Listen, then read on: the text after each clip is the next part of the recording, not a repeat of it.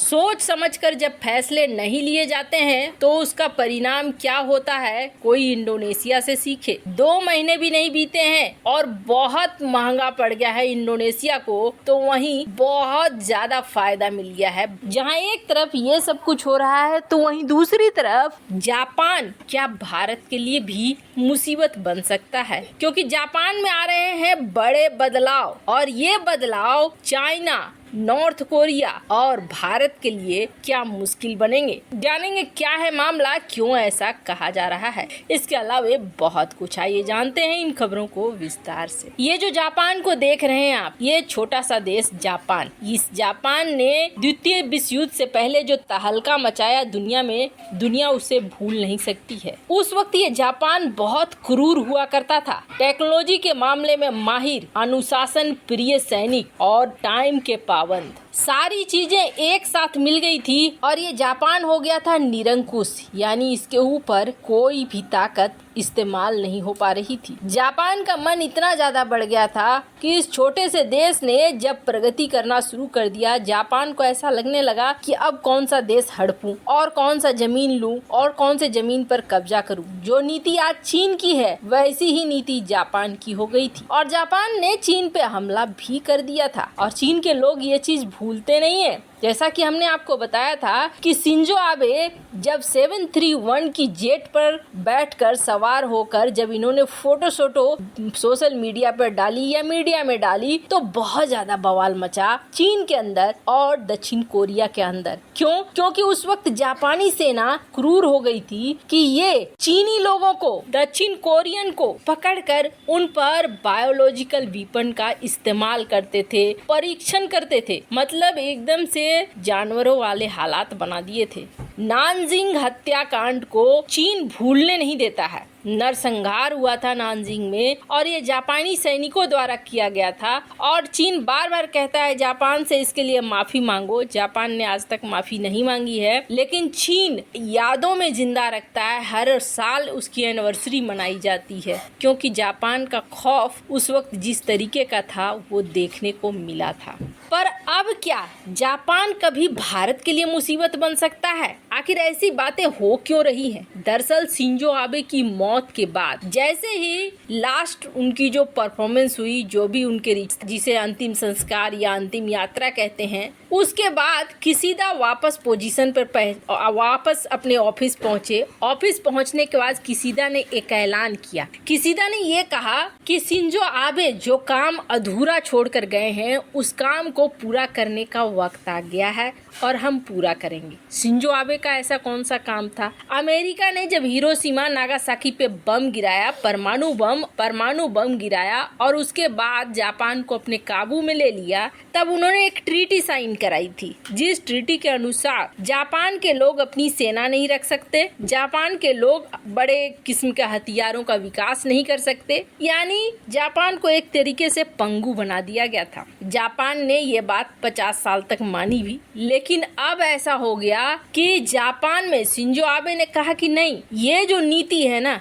ये नीति हमें कमजोर बना रही है और हम अमेरिका के अंदर में जा रहे हैं, अमेरिका के छाते के नीचे, और ये छाता हमें कब तक सुरक्षा देगा ये कहना बहुत मुश्किल है। इसलिए हमें अपना विकास करना होगा, अपनी सेना बनानी होगी, अपने हथियार बनाने होंगे। शिंजो आबे ने जब ये बात कही थी ना, तो चूंकि नागासाकी और हिरोशिमा में जो बम विस्फोट हुए थे उससे दहल गए थे जापानीज और ये जो जापानी लोग हैं काफी समय तक इस बात के लिए अड़े रहते थे कि नहीं, हम युद्ध में भाग नहीं लेंगे, हम युद्ध में नहीं झोंकेंगे अपने देश को, क्योंकि उन्होंने देखा परमाणु बम गिरने के बाद किस तरीके के हालात, ये उन्होंने माना। तो अभी भी जापान में क्या होता था, जब भी ऐसी बातें होने लगती थी, अपनी सेना, अपने हथियार, तो एक ग्रुप खड़ा हो जाता था और अपनी ही सरकार का विरोध करने लगते थे ये कि नहीं, हम ऐसा कुछ नहीं करेंगे, हम कोई हथियार, कोई युद्ध में भाग नहीं लेंगे। पर अब स्थिति एकदम से बदल गई है। शिंजो आबे की मौत के बाद किसीदा जिस तरीके से भरपूर मतों से जीते हैं और किसीदा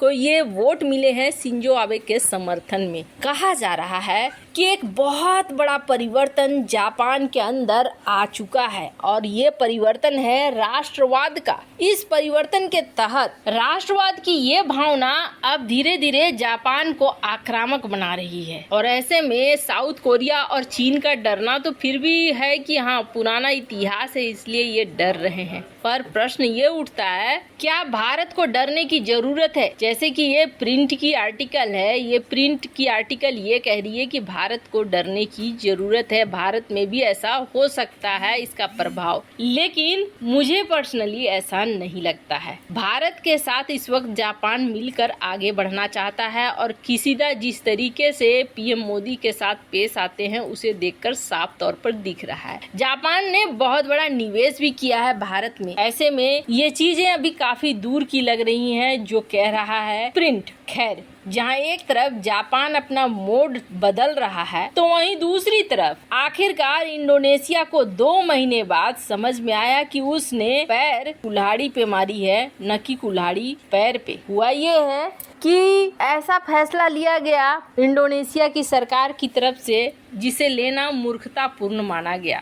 इंडोनेशिया ने लॉस सहा। अब देखिए क्या विडंबना आ गई है। इंडोनेशिया ने जब पाम ऑयल को बैन किया था तब भारत, पाकिस्तान, ये कुछ ऐसे देश हैं जो पाम ऑयल की खरीद करते हैं। भारत काफी ज्यादा पाम ऑयल की खरीद करता है। भारत के सामने मुसीबत खड़ी हो गई कि अगर पाम ऑयल इंडोनेशिया ने सचमुच बंद कर दिया बेचना लंबे समय तक, तब तो हमारे खाद्यान्न, बहुत सारे साबुन, शैम्पू, बहुत सारी ऐसी चीजें हैं जिस पे इस्तेमाल होता है पाम ऑयल का, फिर हम लोग क्या करेंगे उसे। पर सवाल तब भी वहीं खड़ा था कि क्या इंडोनेशिया ऐसा करके अपने घरेलू मार्केट में जो पाम ऑयल का दाम बढ़ा हुआ है उसे घटा पाएगा। इंडोनेशिया ने ट्राई किया, ऐसा कुछ हुआ नहीं। बेचारे किसान बेकार में फंसने लगे। या तो वो कम दाम पर फसलों को बेचने लगे और नहीं कम दाम पर बेचते तो वो फसल बर्बाद होने लगी। अंत में जाकर 1 ही महीने 2 महीने के अंदर ही हटाना पड़ गया इंडोनेशिया को ये बैन। लेकिन अब हुआ क्या है, इतने कम टाइम में ही इंडोनेशिया के पास इतना ज्यादा भंडार हो गया है कि इंडोनेशिया अब चाहता है कि जल्दी से जल्दी ये भंडार